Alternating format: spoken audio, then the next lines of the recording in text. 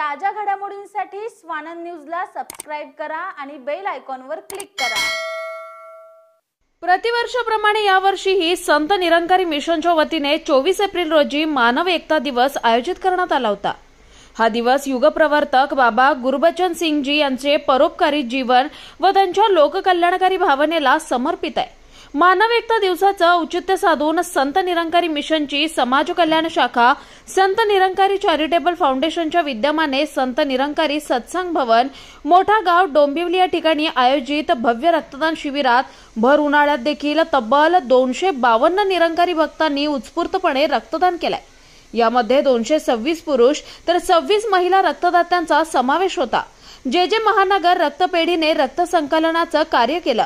डोंबिवली परिक्षेत्रामधील मोठा गाव येथील संत निरंकारी सत्संग भवन, गोग्रासवाडी, सोनारपाडा, ठाकुर्ली, कल्याण, द्वारलीपाडा, भिवंडी, भिसोळ, उल्हासनगर, विठ्ठलवाडी, अंबरनाथ, बदलापूर, टिटवाळा, वाशिंद, सावर्णे, शहापूर इत्यादी ठिकाणच्या निरंकारी भक्तांनी या रक्तदान शिबिरात सहभाग घेतला। संत निरंकारी मंडळाचे डोंबिवली क्षेत्रीय प्रभारी रावसाहेब हसबे, सेवादल क्षेत्रीय संचालक जनार्दन म्हात्रे, सेक्टर आयोजक जगन्नाथ म्हात्रे, किशन नेनवानी आदींसह इतर शाखांचे मुखी प्रबंधक गण यांची उपस्थिती होती। तर स्थानिक मुखी चंद्रकांत कणसे यांच्यासह सेवादल सदस्यांनी हे शिबिर यशस्वी करण्यासाठी मेहनत घेतली। रक्तदान शिबिराच्या माध्यमातून मानवापर्यंत गरजूंना पोहोचवण्याचं कार्य संत निरंकारी मिशनच्या वतीनं आज 1986 पासून सुरू आहे आणि हे असं चालूच राहणार आहे। तर जवळजवळ 19 लाखापेक्षा जास्त मुलं रक्तदान केलेलं आहे। कलेक्शन करून जाते मानवतेला समर्पित केलं।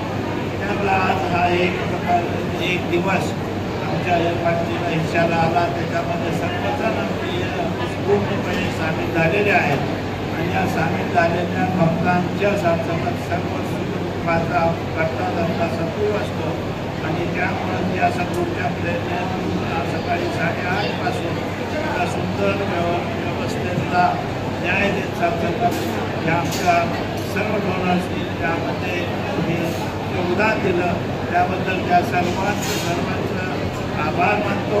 आणि त्याचबरोबर सद्गुरूंनी कृपा केलेली आहे आणि ही सेवेची संधी दिलेली आहे। आज डोंबिवली झोनच्या वतीनं डोंबिवली झोनच्या या कार्यक्रमाला उत्स्फूर्त प्रतिसाद मिळत आहे आणि त्या प्रतिसादाचं साधण्यातील यश हे केवळ आणि केवळ सद्गुरुमाता सुदीक्षाजी महाराजांच्या कृपेचं आहे आणि त्यांच्या कृपेनं हे कार्य संपन्न होत आहे। यानुसार प्रेमाने बोला। कुणाल म्हात्रे, स्वानंद मीडिया, डोंबिवली।